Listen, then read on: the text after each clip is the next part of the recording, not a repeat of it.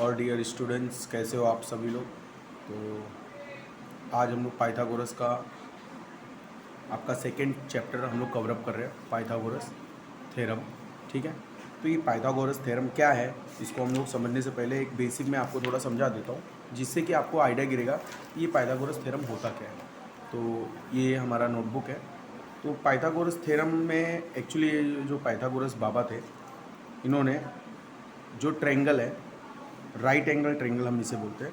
ठीक है, right angle triangle में ये ट्रायंगल का नाम है ABC। तो पाइथागोरस ने क्या ऐसा किया कि आज ये पाइथागोरस चैप्टर इतना फेमस हो गया।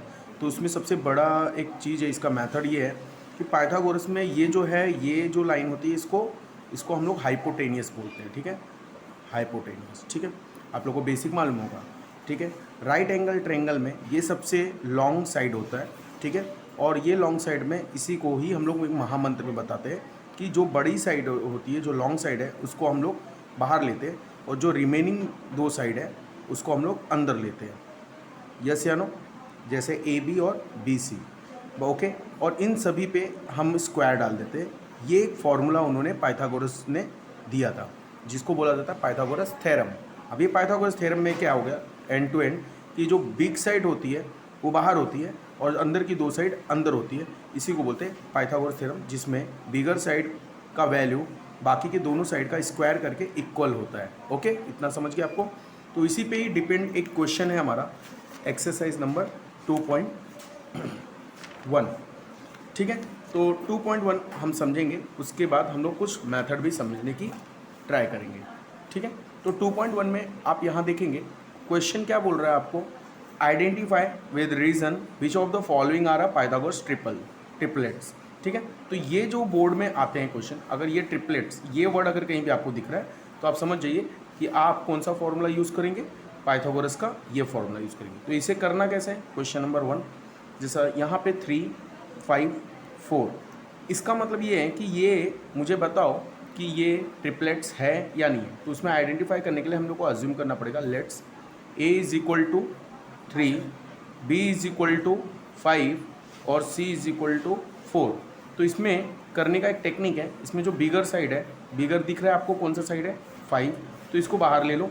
ठीक है, हम इसी फॉर्मूले पे डिपेंड हो रहे हैं।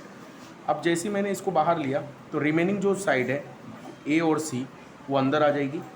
ठीक है, तो B का वैल्यू क्या है, 5 का स्क्वायर, A का वैल्यू क्या है, 3 का स्क्वायर और C का वैल्यू क्या है, 4 का स्क्वायर। ओके, तो ये अब हमें इसमें चेक ये करना है कि ये पाइथागोरस ट्रिपलेट्स है या नहीं। तो सिंपल फंडा, लेफ्ट हैंड साइड का वैल्यू राइट हैंड साइड के वैल्यू का इक्वल आया तो ये हम बोलेंगे यस इट्स अ ट्रिपलेट्स, अगर नहीं आया तो ये ट्रिपलेट्स नहीं होगा। और इसी को ही हम लोग बोलेंगे पाइथागोरस। तो हम लिख सकते हैं इसमें फ्रॉम पाइथागोरस।